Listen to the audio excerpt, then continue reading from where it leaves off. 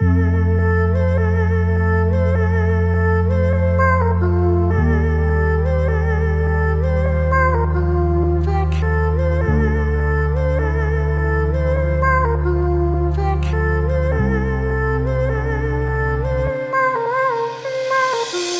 everyone, welcome to this video where I'm working on this S90, and on this one I'm actually pretty excited to work on this car because it was actually a contender to be one of my main daily drivers. So yeah, I'd like to see what this car is like and take it apart and stuff like that. My brother did have one before and I know that they are very comfortable cars to live with. So it's going to be nice to see what the finished results can look like with this car. So there are quite a few bits of installation to be done to this car. It's going to be the door strips, center console, dashboard, speakers, and the footwell. So it's going for the full works, and it should look pretty epic indeed. And with regards to this install, it's going to be one that does really stand out. I think you guys would have already seen the finished looks from the intro, but yeah, this is about how to get the results that we've shown in the beginning. So without further ado, let's jump into taking the car apart. And I do want to give a little shout out to my in-laws because they got me this really nice display number plate for Eid. So yeah, in some of my videos now, you're going to see that on the back. So on this car, it actually does have ambient lighting, but it's in really weird locations, like just over here. And it seems like there's not a huge amount of lighting. But what's weird is I was taking apart this door and I could see that it's got ambient lighting here. But this is only for basically when you open up the door. So if I leave that just there, if I just press this button, you'll see it does light up white. It's very dim, but it's a bit of a shame that that's all it does. But yeah, that's basically the standard ambient lighting on this car. Kind of feels like a missed opportunity there, if I'm honest with you. It feels like the car could have, from factory, had quite decent ambient lighting. But that's where I come in and I can look at transforming all of this. So yeah, not all bad news. And yeah, this customer's after everything, so we're gonna make sure he gets everything done. So let's go. So I've added the first speaker light in, but I'm not going to be adding another one just over here. That's because to get the ring to sit perfectly, it's just not the right setting for it. It won't glow the way you'd like it to, and because of the way the speaker sits inside here, there's a risk of it actually causing interference if I do it in a way where it's like along the seam and stuff. So yeah, I'm gonna avoid doing the speaker up here and the tweeter and stuff. It's just not gonna work right. But over here we've got one speaker grill already done. So here is the door trim panel, and what I've basically had to do is glue in both the strips into the locations. It is quite a laborious job. It takes a huge amount of time, but I've been able to get that in a really nice place, so that's going to look super clean when it's back onto the car. So I don't normally post moments like this where the car's halfway into the install, but I wanted to share this moment because, well, it's pretty cool and important to see the differences between having ambient lighting and not having it. So with the lights on, if we have a look at the way the door looks right now, it's pretty cool. But let's have a look at the other side and just look at that. That just looks so cool. I'm gonna close the door and we can have a look at it all from the inside and see how different they both look. So that is previously, and if we roll over to the other side, that is now. And I will tell you guys right now, videos do not do this justice. Along with the top strip, we've got the bottom one just underneath, creating a lovely glow just over here. We've got the door handle light, the door storage light as well, and then we've got the speaker light. It is looking awesome. Now I can't lie in saying that that was a quick job, because it really wasn't. It's not so much as it's hard to take the door card apart, it's just very meticulous in terms of getting all the bits into the right places to be able to have all the ambient lighting looking the way it does right there. So I'm gonna show you guys what it takes to do that by taking apart this driver's door, which is generally the hardest door to take off, and then we can actually look at installing the ambient lighting onto it. So let's go. So when it comes to removing the door cards, this panel needs to be removed. There's a part that goes in behind here, so I like to start from this edge. Just slide your trim removal tool in, start working it around if you can. It's a little very tight, but yeah, we'll be able to take everything off. So once we've got that off, we've got two 8mm bolts, so they need to be removed. Then we've got two T20s. So one of them is just underneath the light switch, so I like to use a picking tool and just carefully get underneath, because whenever I've used the plastic tools and the other ones, I feel like the plastic was taking up a little bit too much space, but you can just take that off. There it is, just in that corner. Take this off. And the other one is just over in this corner. Now, here is the part where it's quite different with other cars. Normally, you end up having to take them up like this and pull it towards you. But on this car, they've done a brilliant design where you literally just slide the door panel up and it comes off. So if you hold it from here, lift, and just like that, the door card is basically removed. Just disconnect the wiring, and that's it. Door card is off. So now coming back to the old trim, you need to remove all these screws holding on the current ambient lighting from here. Just lift it up. There we go. Main reason why we need to remove that is because the ambient lighting strip won't fit correctly, but also the door handle light, it won't go on correctly and stay there with the original one still there, so it needs to be disconnected. We're going to glue a strip just across here for the bottom, all the way across the top here for the top one. It takes a little bit of time, but you can get it to look really nice and clean, so that's what I'm just going to do now. And then we're going to glue in the door handle light and disconnect the door storage light over here in this corner. And so here is basically how this panel ends up looking. And with the door handle light, I've just got it covering up over the original hole. And the door storage light has been added on here as well, and just taken off the original one. So added the speaker grill light, and we're basically ready to go. So here is where we're going to tap into for live and earth on the doors. I've got the T connectors connected up. Red is live, black is earth, and I've got the other wire ready to get connected up. So I'm just going to put the module onto the other door and then put this bad boy on. Right, so to take apart this part of the center console, right, I've got to just work my way around these panels because ooh, that is not fun to do. Right, so that's the first one off, and the second one is just over here, which hopefully this isn't as difficult. Nope, it doesn't feel like it's going to be already. Wonder how this camera angle is coming out. Ooh, okay, right. So that's those two off. Along with that, you need to get access to this panel. Popping off. Right, don't use that one. Right. Okay, so let's disconnect you. So this just slides out, and as you saw, I just disconnected the one cable, and then we've got a few Torx bits. Two over here from what I can see. 1, 2, 3, 4, 5 over here, and 2 just underneath. Take them off bit by bit. So there is the hidden screw.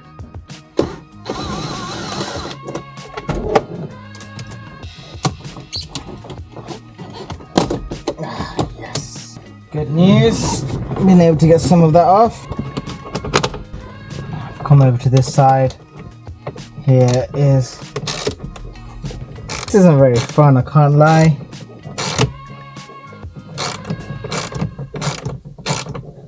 Don't like it when I can't use electrical tools, but right now needs must.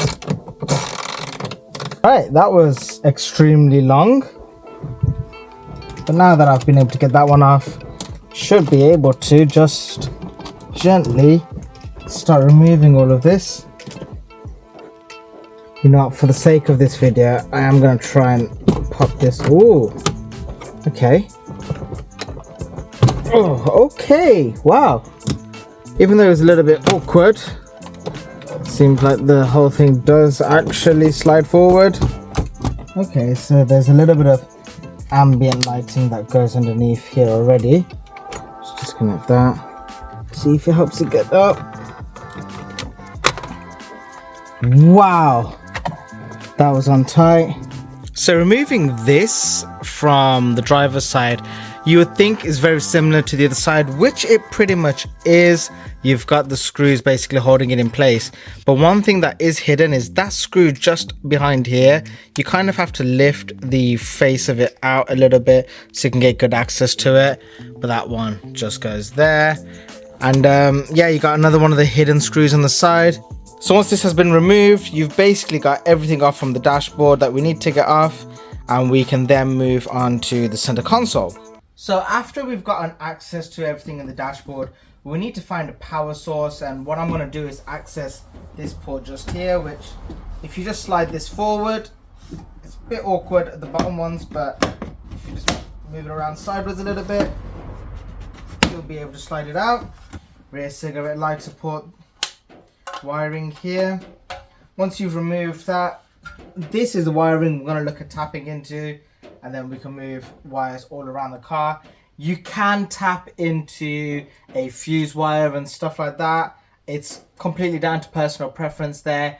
I like to tap into the cigarette lighter wiring because I know exactly what I'm tapping into then. I know that if there is any issues or anything like that, this is the point where I need to get access to. And it's an easy point to get access to on this car. So I'm going to look at running some wires around the car to the front, because we need to get some live enough over there for the extra modules. There's basically 10 strips being put on around the car, so there's a lot of wiring that's going to be happening underneath all the areas. So it's a little bit of a mental game with this car and trying to make sure I'm getting all the stuff in the right places, but fingers crossed it should come out looking lovely. So with the main dash part, I've got a piece just here glued in. I've got a piece just here glued in. It's just done with hot glue, and now I'm basically just gonna look at fitting this on. I did remove the original lighting strips because they basically interfere with the new ones, so it had to be removed. But now's the time to get this back into the car. Can't lie in saying this is pretty interesting to get all lined up. I don't think I need this one there anymore. So yeah, I'm basically having to figure all of this out in a very confusing manner. So I got those in place. Now I've got the cabling ready for this over here. And I actually can't believe it is 4:45 in the morning right now, and I'm still working on this, trying to get it done quick enough. I started a little late with the car. Customer arrived a little late. By the time I actually said bye to the customer, it was actually close to 2:30. Now I just want to kind of line these things back into the right areas. Okay, right. So this is the awkward part now, where I've got to make sure that all the wiring is in a good place. Such an awkward place for a screw, but being right behind this stalk. So I've got an extra long cable just over here for the one going across. I've got a twin cable across here for the sides on the top piece here. So right, just over here at this point, the green and blue is live and the black is earth. That's what I'm using to power everything up. Now it's just a matter of putting the two strips across the side. I've not been able to do one across here and the two on the top next to the steering wheel because it just won't fit nicely there. So yeah, just fit these all on and we're good to go. Now I do just want to say that I am sorry for how I accidentally changed the settings on the Insta360, so it's only going to show this limited amount of footage. Right, get you connected back up and then figure out the best way of putting in the ambient lighting above this. So that's going to be fun. First, hide wiring. Back on. So there's the panel back into place, and then now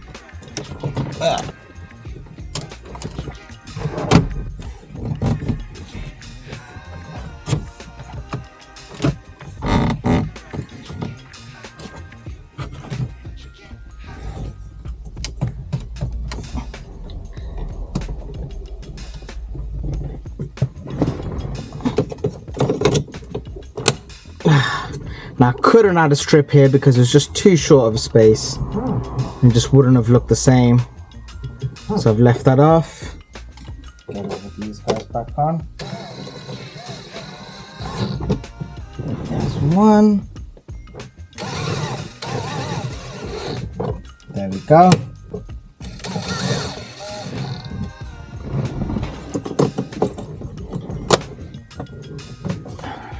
Right.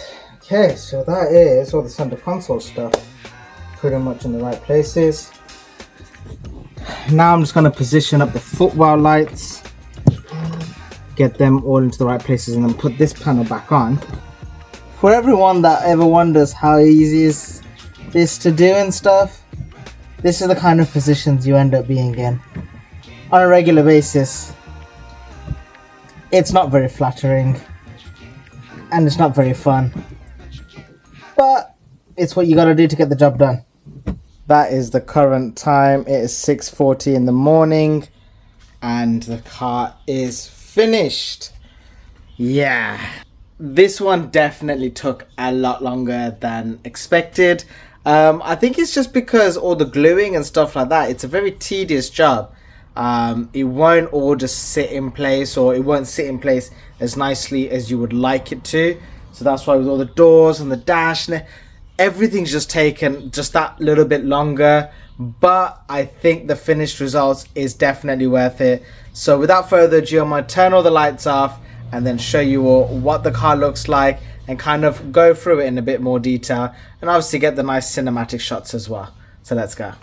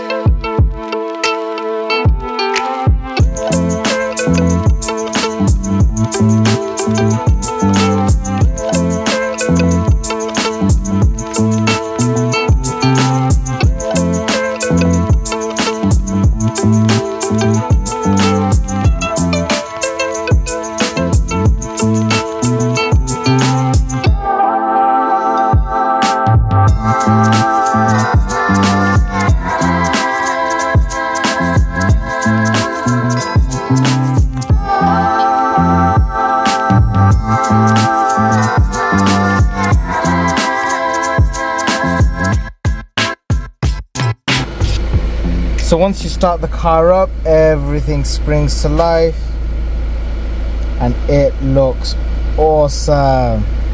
So as I mentioned before on camera, didn't do the lights on these because it's just too short of a spot. This side's okay somewhat, but this one's literally just a very small curve, and yeah, it just wouldn't have looked right doing the lighting there. So these door handle lights just look amazing on these cars. I actually can't believe how good they've turned out looking.